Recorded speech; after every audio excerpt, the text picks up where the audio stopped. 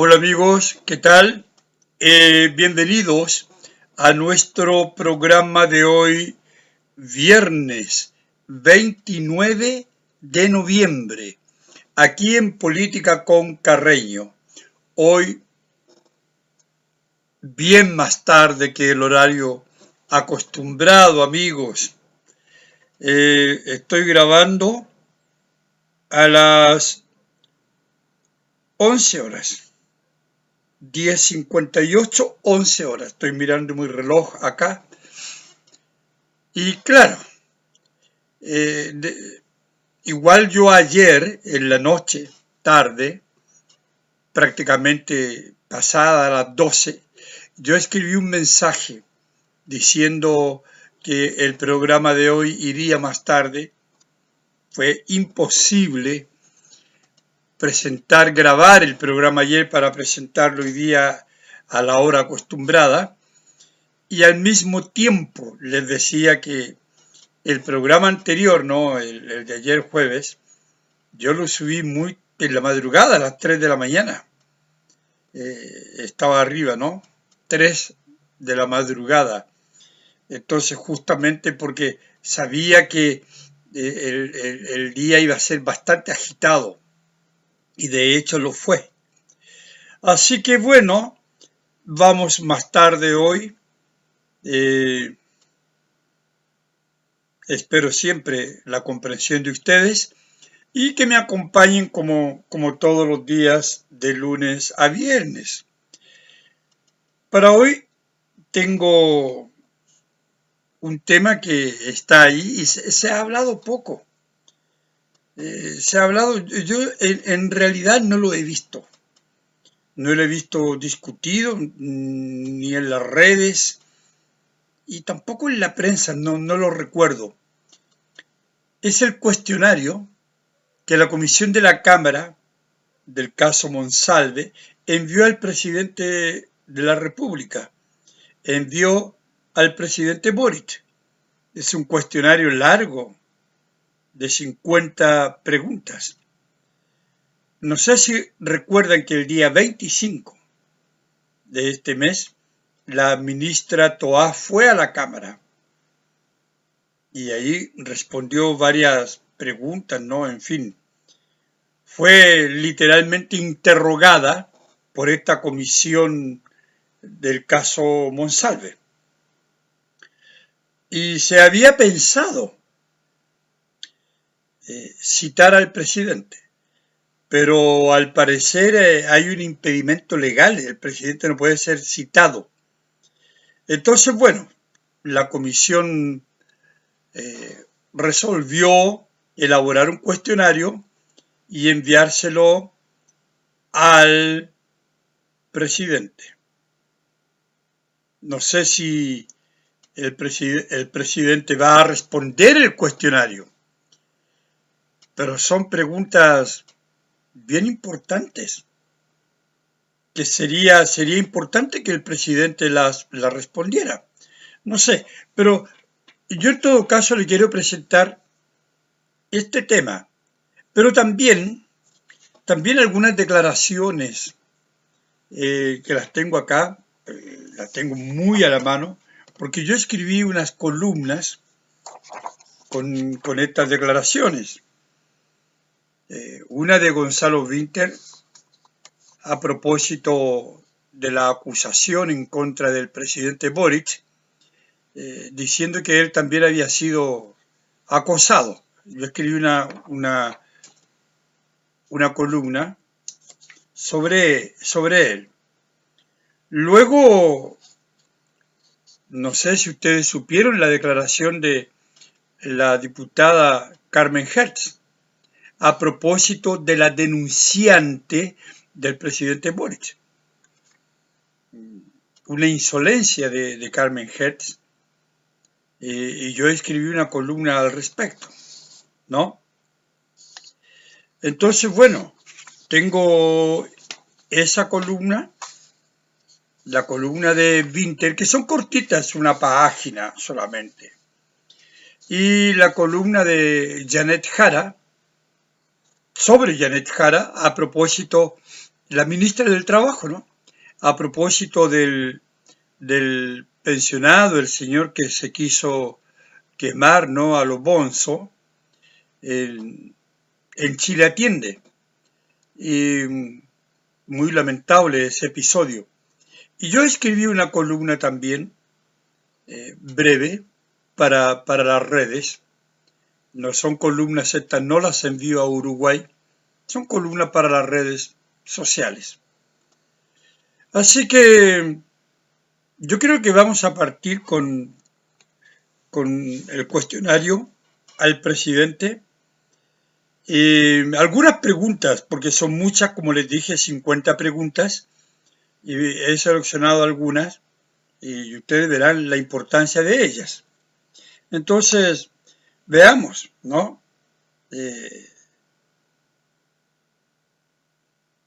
La primera pregunta.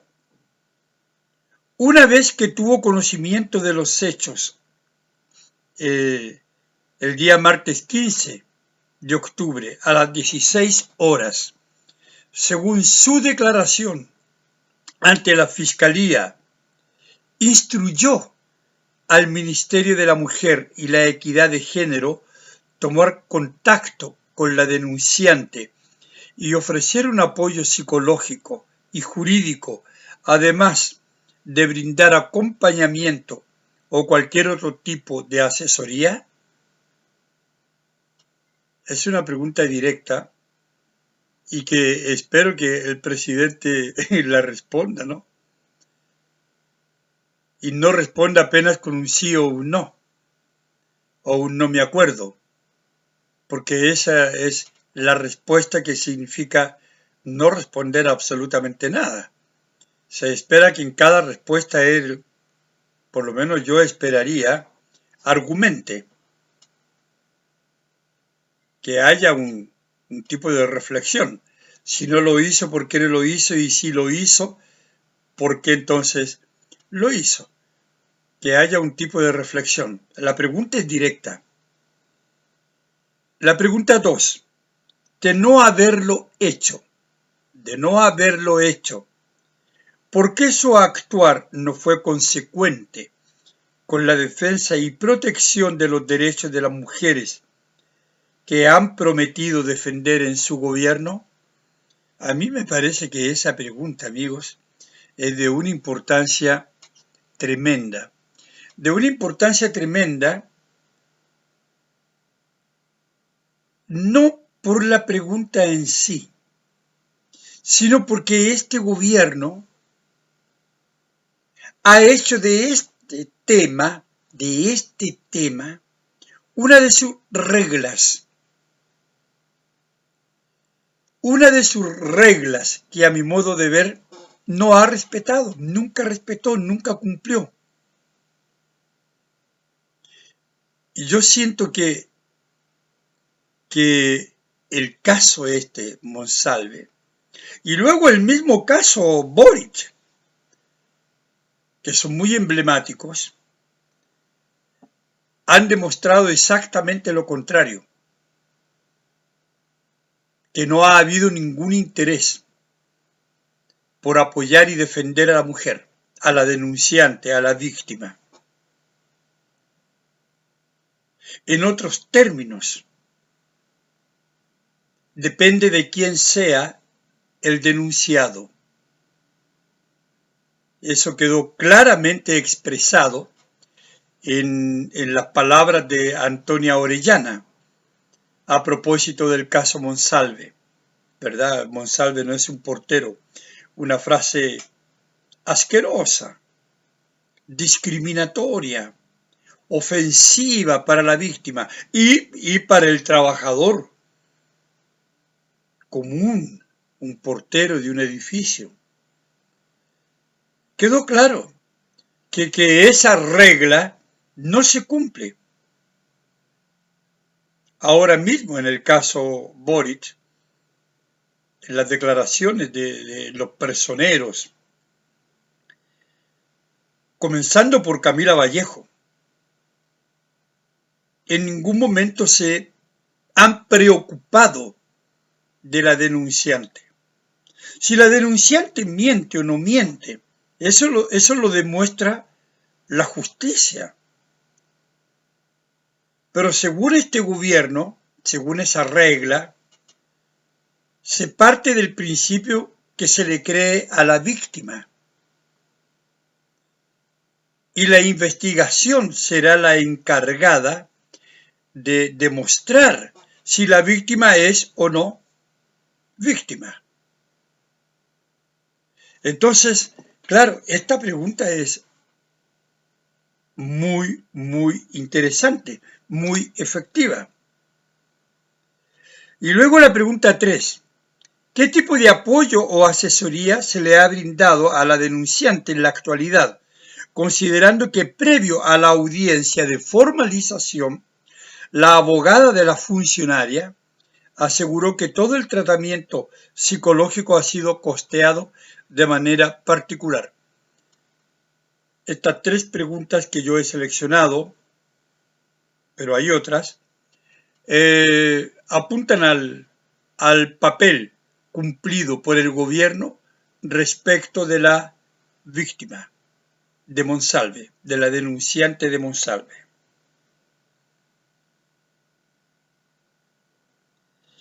La pregunta 6.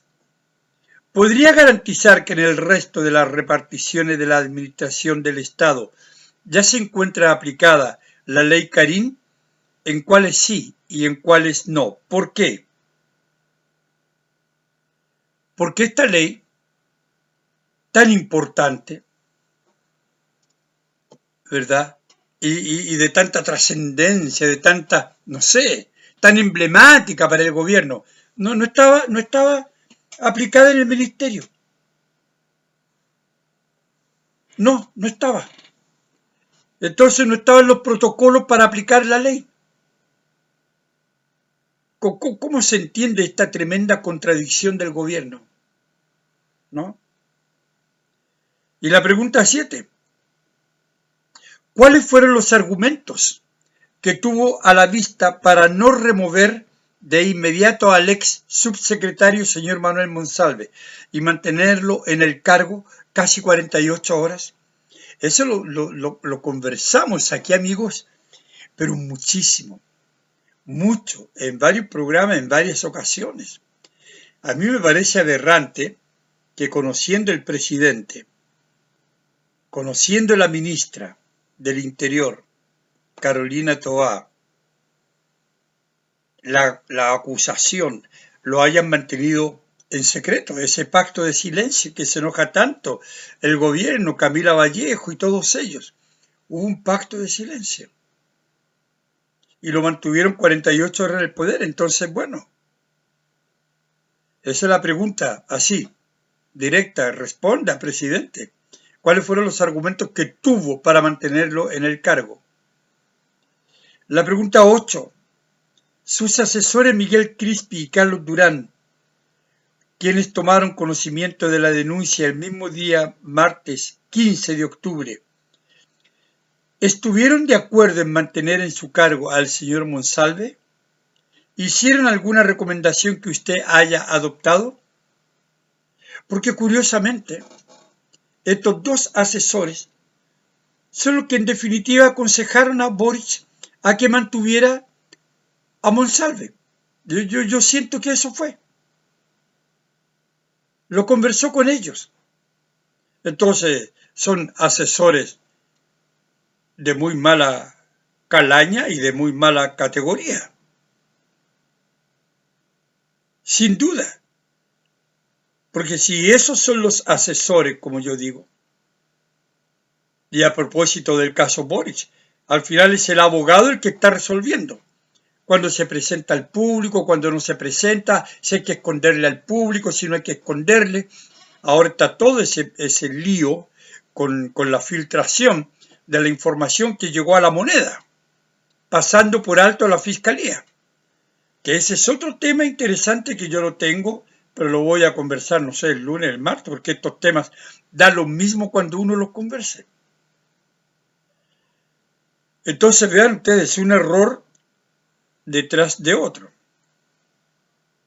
Y la pregunta 9, ¿alguno de ellos influyó en el hecho de haber instruido a la ex autoridad a viajar a la región del Bío para contarle a su familia, o fue una decisión exclusivamente suya? Vean, es un cuestionario duro. Duro en el sentido que es un cuestionario exacto, con preguntas que todo el mundo se ha hecho y que están en el aire. Claro, porque aquí se apunta la responsabilidad política del presidente de la República. Carolina Toá al final está pasando un poquito más libre, por cuanto ella tiene a su favor algo importante. Ella le contó todo al presidente, corroborado esto por la propia declaración del presidente. Y ese es un punto a favor de Carolina Toá. Ella contó a su jefe, al presidente, y el presidente resuelve. Y el presidente resolvió mantenerlo en secreto. Eso es. La pregunta 13, fíjense, me he ido saltando, ¿no? ¿Considera que el ex subsecretario, señor Monsalve, recibió un trato privilegiado al ser informado antes de las diligencias que realizaría la Fiscalía y la Policía de Investigaciones de Chile en su hotel? Importante, ¿eh? Eso es el telefonazo que le dio Carolina Toá a Manuel Monsalve. La pregunta es clara. ¿Usted cree, presidente, que Monsalve tuvo un trato privilegiado? Evidentemente yo creo que sí, pero vamos a ver qué dice el presidente. La pregunta 14. En su primera intervención pública usted señaló que con los antecedentes recabados el día miércoles 16 de octubre se hizo la evaluación correspondiente, cierre de comillas, del caso.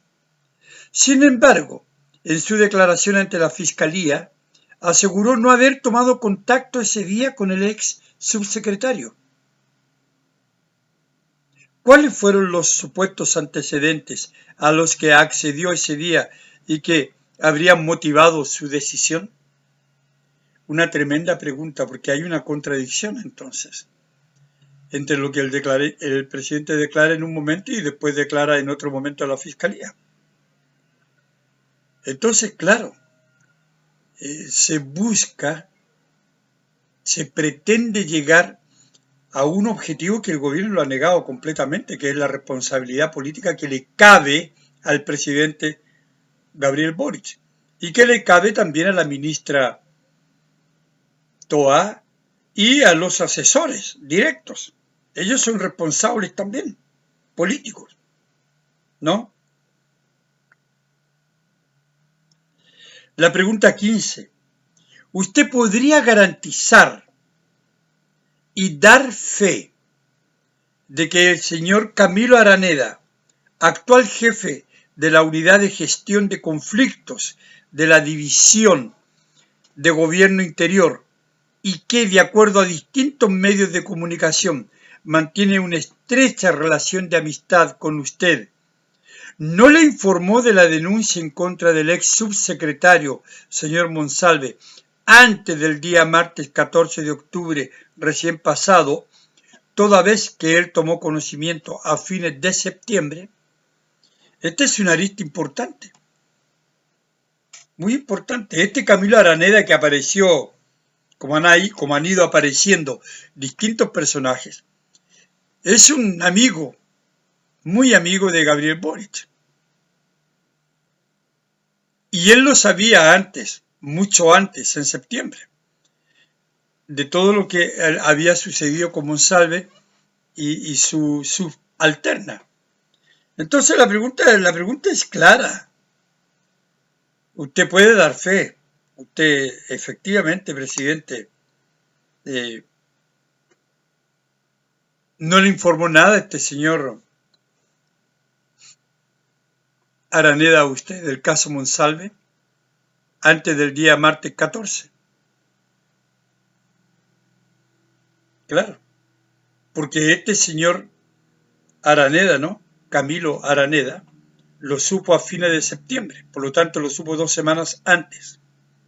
Declaraciones de Camilo Araneda. Entonces, el asunto va complicándose en ese sentido para el presidente. Ahí me salté a la pregunta 25. Tiempo de reacción.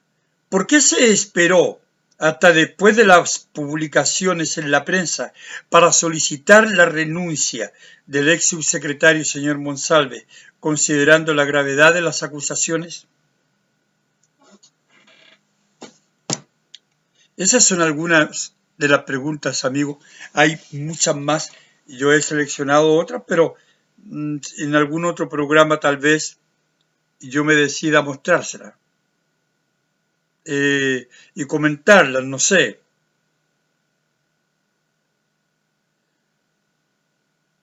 A ver, esta pregunta 34. En su declaración ante la Fiscalía usted mencionó que el 15 de octubre recién pasado ya conocía los detalles de la denuncia contra el ex subsecretario señor Manuel Monsalve, incluyendo que se trataba de una investigación por posible violación y que él había solicitado revisar las cámaras del hotel. Sin embargo, en su conferencia de prensa del 18 de octubre, afirmó desconocer el contenido de las acusaciones. ¿A qué se debe esta discrepancia entre sus declaraciones públicas y su testimonio judicial? ¿Recuerdan esa conferencia de 53 minutos que fue un desastre, donde él hizo callar a su asesora, la periodista, y que yo decía ninguna mujer salió a defender a esta víctima de este atropello por parte del presidente? En fin, amigos, como dije, este cuestionario no ha sido, que yo sepa, no lo recuerdo, comentado. A lo mejor estoy equivocado, a lo mejor se comentó en algún momento y a mí se me pasó por alto, pero yo no lo he visto en ninguna parte. Entonces dije, bueno, y lo tengo ahí hace rato, pero como siempre van ocurriendo estas cosas que se van sucediendo así como un torbellino y uno va quedando así como rezagado, ¿no? Es como una especie de tortuga ante la rapidez de los acontecimientos, porque todos los días algo nuevo, ¿no? Bueno, vayamos a ver, vayamos al señor Gonzalo Winter. Es una columna breve, ¿no? Cortita, aquí. Cortita. Una página. Cito la frase de Gonzalo Winter, a propósito, dije, de la denuncia en contra del presidente Boric. Esta es una columna llena de humor. Ese humor algo negro que a veces yo tengo, ¿no? Dice Gonzalo Winter, diputado Frente Amplista: a mí me pasó que iba a mi trabajo, a visitarme, a verme. Está hablando que le sucedió lo mismo, ¿no? Entonces, es acoso, independiente de la virulencia o del contenido sexualmente explícito de los correos. Entonces, esto el día martes 26 de noviembre, ahora hace 2 días, 3 días, que como digo, yo lo tenía ya publicado ese día, está, ¿no? Bueno, mi comentario sobre esta frase: ¿le habrá ocurrido? personalmente no le creo a Winter. Tiene el complejo de pileta de plaza, ¿no? Complejito de florero aumentado.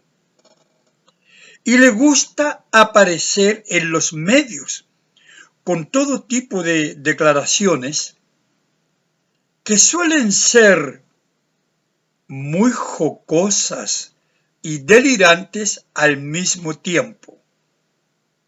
¿Recuerdan la más jocosa y delirante de todas? Cito a Gonzalo Winter. El presidente tiene esa virtud de poder marcar una orientación moral, un liderazgo espiritual. Declaración del día jueves 1 de junio de 2023, luego del discurso anual que hace el presidente en el Congreso, ¿no? De la cuenta pública. Luego de la cuenta pública, Winter salió con esta declaración de la cual todo el mundo se rió en su momento. Bueno, y yo sigo riéndome. A ver, al patriarca Gabriel o al Siddhartha Gabriel se le debe, por lo tanto, la reverencia del pecador, de aquel perdido en los caminos de la vida, pero que termina por encontrar su camino gracias al guía excelso de moral y espíritu. Claro que al parecer, claro que parece que el diputado Gonzalo Winter continúa buscando su camino, porque su desvarío lo mantiene perdido en su mundo de grotescas fantasías. Fíjense cómo le pasó a él también. No lo dejaban en paz, lo acorralaban. Si hasta en los sueños se le aparecía la acosadora. ¿Habrá sido también una madurita desvariada? Vaya a saber uno. ¿Lo habrá invitado al ají seco místico también? Vaya a saber uno. Pero ahí está don Gonzalo, defendiendo a su gurú espiritual Gabriel. Y dio también una de Camila cuando habló de los correos. Cuando uno recibe, cito, ¿no? Cuando uno recibe correos todos los días o día por medio de una persona a la cual uno no le contesta los correos y en donde entre medio amenaza con quitarse la vida y cosas por el estilo, ahí cierra su declaración, ¿no es cierto? Esta. O sea, un tipo ante el cual las mujeres se derriten. Winter, el Adonis del Frente Amplio. Y para no desmerecerlo, el Adonis del Parlamento. No vaya a ser cosa, digo yo, que el Adonis del Parlamento, al Adonis, se le ocurre el día de mañana que le hagan una Adonia, y lleguen todos los frente amplistas y afines con regalos en su honor. Bueno, digo yo, en tanto no le pidan a alguien del gobierno que desembuche algún dinerito de esos que están para gastos reservados y le hagan la fiestoca en Cerro Castillo, está todo bien. Entonces, esa es mi columna a propósito de las declaraciones. Es que uno no tiene nada más que reírse de Gonzalo Vinter, ¿no? Qué forma de defender al presidente, a él también le ocurrió. Tenemos un Adonis en el Parlamento. Las mujeres se derriten por él con esa mirada desvariada que tiene, ¿no? Bueno, vayamos con la declaración de Janet Jara. Cito, Jara dice que hombre que intentó quemarse en Chile Atiende revela dramática realidad de pensionados. Yo creo que sí, yo creo que cualquier hombre que intente suicidarse, de la forma que sea, es dramático. Y cuando digo hombre, lo digo en sentido genérico, amigas, ¿no? Hombres y mujeres, claro. Claro, es dramático. Esto el día martes 28, ¿no? Ciertamente, es en mi columna, la traumática experiencia de este pensionado que puso en riesgo su vida es un hecho doloroso que nadie desea que pase, amigo, nunca. Sin embargo, lo dramático del episodio no puede ni debe utilizarse con fines políticos. A mi modo de ver, eso es lo que significan las palabras de la ministra del Trabajo, Janet Jara, cuando alude, ¿no?, a la reforma de pensiones que sitúa su foco de atención en las AFP y las comisiones. Entonces, claro, a mi modo de ver, el episodio le sirve a ella para colocarlo dentro de la discusión que se lleva a cabo en el Congreso sobre la reforma de pensiones. Porque todos sabemos que el foco está enfocado en ese 6%, básicamente. Y no en lo sustancial, que es mejorar la vida de los jubilados de hoy y de mañana. Por cierto, toda reforma de pensiones tiene como objetivo, se supone, mejorar la vida de los pensionados, pero no de la manera que quiere hacerlo este gobierno, que ha dado muestras de ser un pésimo administrador de cualquier fondo público, por decir algo bien suave. El dramático episodio del jubilado atentando contra su vida no debe, por lo mismo, ser utilizado como bomba de presión para influir en cuestiones legislativas que hoy se discuten en el Congreso. La reforma de pensiones debe seguir el curso del debate público y técnico necesarios para que dicha reforma resulte lo más favorable posible a los pensionados de hoy y de mañana. Pero temas tan delicados como este, que son de trascendencia social incuestionable, no pueden ser discutidos a la luz de los acontecimientos dramáticos, por más dramáticos que sean.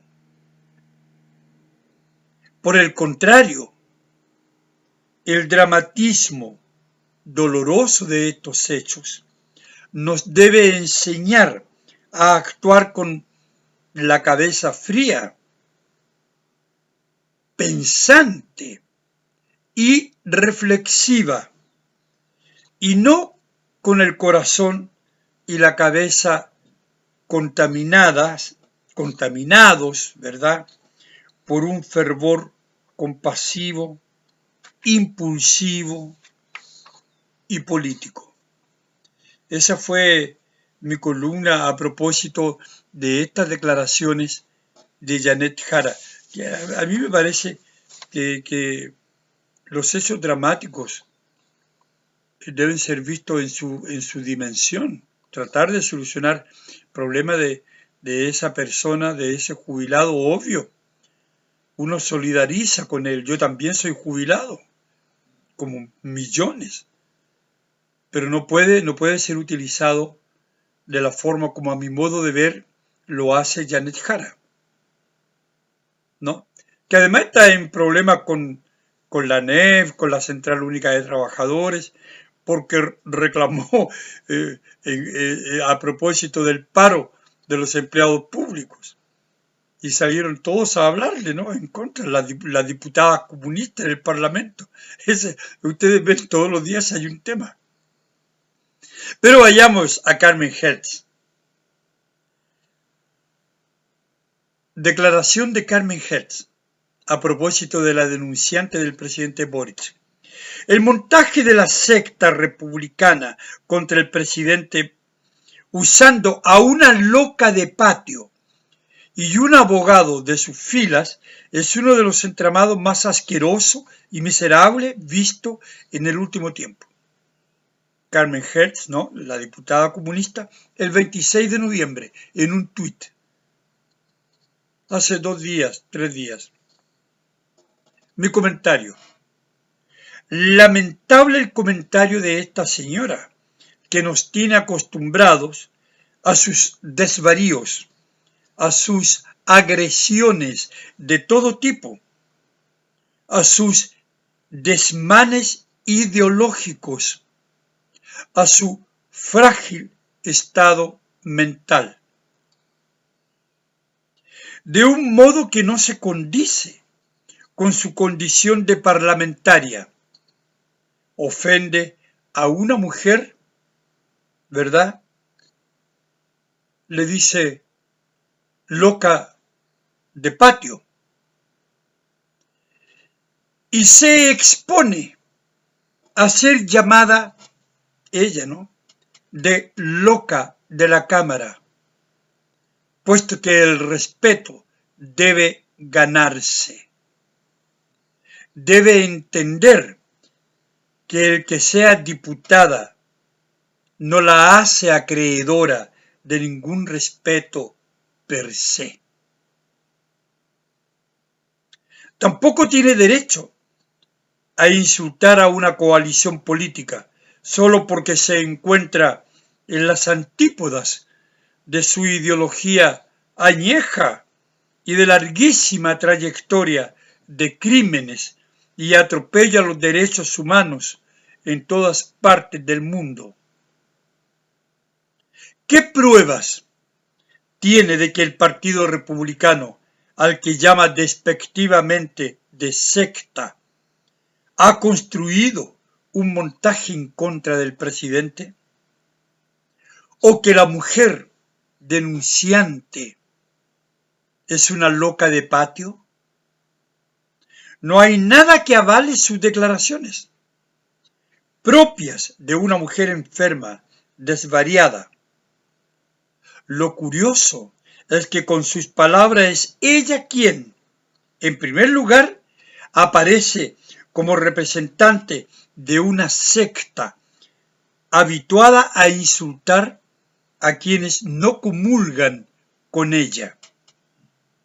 En segundo lugar, sus declaraciones hunden más aún al gobierno en su condición autoimpuesta de ser un gobierno feminista, puesto que una mujer, aunque sea, como ella dice, loca de patio, merece el respeto por el solo hecho de ser una persona. ¿O acaso ella, Carmen Hertz, es la diosa de esta secta fuera de todo contexto histórico, enferma de odio, que decide qué mujer merece ser respetada y qué mujer no merece ningún respeto? Pero su locura no terminó ahí. Insultó también a la prensa libre, la misma que ellos, los comunistas, quieren terminar bajo la batuta de Camila Vallejo. Dijo, es un ataque directo a la institucionalidad del país, apoyado por los medios hegemónicos sin ninguna vergüenza. Que ella venga a hablar de ataque directo a la institucionalidad del país ya no solo es propio de una loca del Parlamento, sino de una hipócrita sin límites. Habrá que recordarle qué es el Partido Comunista. En cuanto a su ataque a la prensa libre, en realidad solo decir que para los comunistas la prensa libre no existe, puesto que todos los medios dependen del Estado totalitario. No sé si esta señora habrá leído La libertad de prensa de George Orwell. Se lo recomiendo, a ver si aprende algo sobre qué significa libertad de prensa. Entonces, ven amigos, tenemos 3 declaraciones de 3 personajes,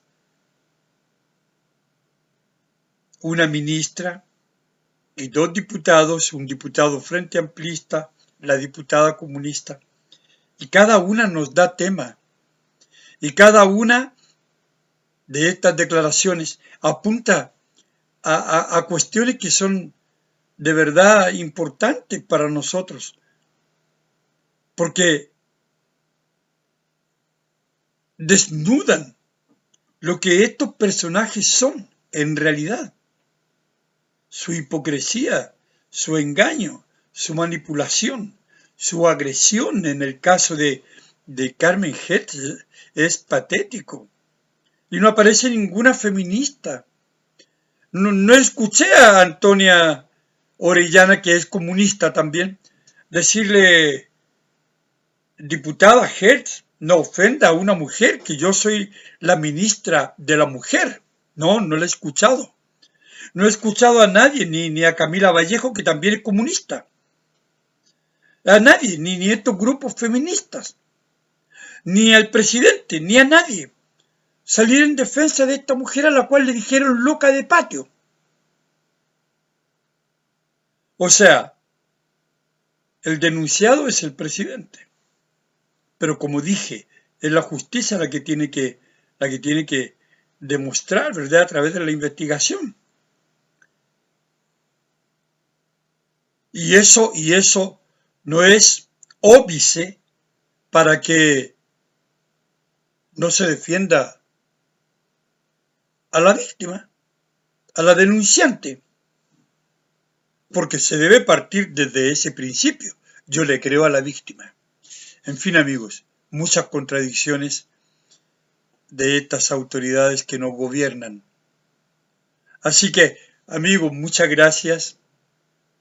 Bien tarde va a ir el programa, cerca de las 12, algo pasado. He ofrecido mis disculpas y mis razones. Así que tengan un buen fin de semana y nos vemos el lunes, si Dios quiere, aquí en Política con Carreño. No olviden el like, no se enojen conmigo. Y compartan el programa, amigos. ¿Ya? Y gracias por todo. Chao.